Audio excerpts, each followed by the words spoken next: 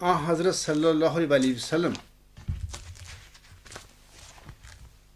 فرماتے ہیں، کیا فرماتے ہیں اپنے امت کو مخاطب کر کے کہ ان اللہ یبعث لہذہ الامۃ علی راس کل مئۃ سنۃ من یجدد لہا دینہا۔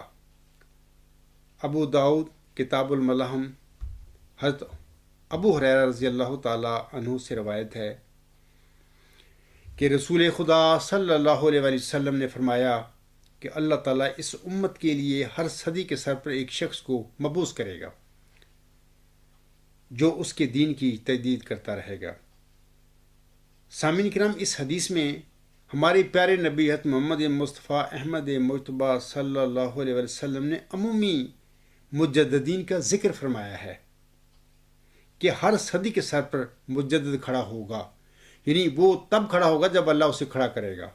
اور کس کو اللہ کھڑا کرے گا یہ بھی اللہ تعالیٰ کا اپنی چوائس ہے، اللہ تعالیٰ کا اپنی مرضی اور منشا ہوگی، وہ جس کو چاہے گا کھڑے کرے گا، لوگ نہیں کھڑے کریں گے، اللہ کھڑا کرے گا۔ عمومی مجددین کے ذکر کے ساتھ ہمارے پیارے نبی صلی اللہ علیہ وسلم نے دو موعود مجددین اور ان کے روحانی مقام و مرتبہ کا بھی ذکر فرمایا ہوا ہے۔ یہ جو حدیث مجددین ہے، جس کا ابھی میں نے آپ لوگوں کے آگے عربی پڑھی ہے، اس کا ترجمہ بھی پڑھا ہے، حکم و عدل حضرت مرزا غلام احمد صاحب اس حدیث مجددین کو سورۃ الحجر کی آیت نمبر 10 کی شرح سمجھتے ہیں۔ جیسے کہ آپ علیہ السلام، یہ آپ علیہ السلام کی تفسیر جو ہے جماعت احمدیہ قبرستان نے مرتب کی، اور اس کی جلد نمبر 2 صفحہ نمبر 774 پہ حضور صاحب کے یہ الفاظ ہیں۔ سامعین وہاں پر چیک کر سکتے ہیں یہ الفاظ جو میں پڑھوں گا۔ آپ علیہ السلام فرماتے ہیں، یہ حدیث ان اللہ یبعث لہذہ الامۃ علی راس کل مئۃ سنۃ من یجدد لہا دینہا انا نحن نزلنا الذکر و انا لہ لحافظون کی شرح ہے، یعنی آیت نمبر 10 جو ہے سورۃ الحجر کی، اس کی یہ شرح ہے حدیث مجددین۔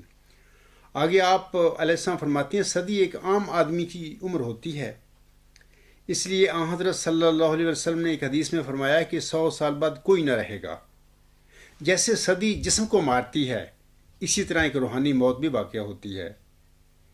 اس لیے صدی کے بعد ایک نئی ذریت پیدا ہو جاتی ہے، جیسے اناج کے کھیت اب دیکھتے ہیں کہ ہرے بھرے ہیں، ایک وقت میں بالکل خشک ہوں گے، پھر نئے سرے سے پیدا ہو جائیں گے۔ اس طرح پر ایک سلسلہ جاری رہتا ہے۔ پہلے اکابر 100 سال کے اندر فوت ہو جاتے ہیں، اس لیے خدا تعالیٰ ہر صدی پر نیا انتظام کرتا ہے، جیسا رزق کا سامان کرتا ہے۔ پس قرآن کی حمایت کے ساتھ یہ حدیث تواتر کا حکم رکھتی ہے۔ میں اپنے احمدی بھائیوں سے کہتا ہوں کہ یہ حکم عدل حضور صاحب کے یہ الفاظ ہیں حدیث مجددین کے حوالے سے۔ آپ علیہ السلام فرماتی ہیں، پس قرآن کی حمایت کے ساتھ یہ حدیث، یعنی حدیث مجددین، تواتر کا حکم رکھتی ہے۔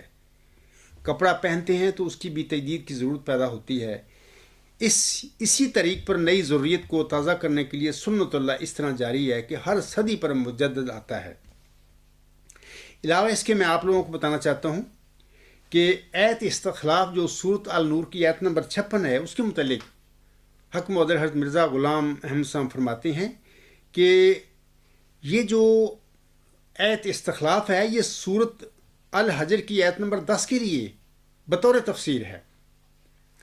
جیسا کہ آپ علیہ السلام شہادت القرآن روحانی خزائن جلد 6 صفحہ 341 تا 342 پر فرماتے ہیں۔ آپ علیہ السلام فرماتے ہیں، پس یہ آیت یعنی آیت استخلاف در حقیقت اس دوسری آیت انا نحن نزلنا الذکر و انا لہ لحافظون کے لیے بطور تفسیر کے واقع ہے، اور اس سوال کا جواب دے رہی ہے کہ حفاظت قرآن کیوں کر اور کس طور سے ہوگی۔ سو خدا تعالیٰ فرماتا ہے کہ میں اس نبی کریم کے خلیفے وقتاً فوقتاً بھیجتا رہوں گا، اور خلیفے کے لفظ کو اشارہ کے لیے اختیار کیا گیا ہے کہ وہ نبی کے جانشین ہوں گے اور اس کی برکتوں میں سے حصہ پائیں گے۔ جیسا کہ پہلے زمانوں میں ہوتا رہا ہے۔ آگے اس نے لکھتے ہیں تھوڑا سا چند لائنوں کے بعد، ہم کب کہتے ہیں کہ مجدد اور محدث دنیا میں آ کر دین میں سے کچھ کم کرتے ہیں یا زیادہ کرتے ہیں، بلکہ ہمارا قول تو یہ ہے کہ ایک زمانہ گزرنے کے بعد جب پاک تعلیم پر خیالات فاسدہ کا ایک غبار پڑ جاتا ہے اور حق کے خالص کا چہرہ چھپ جاتا ہے، تب اس خوبصورت چہرہ کو دکھلانے کے لیے مجدد اور محدث اور روحانی خلیفے آتے ہیں۔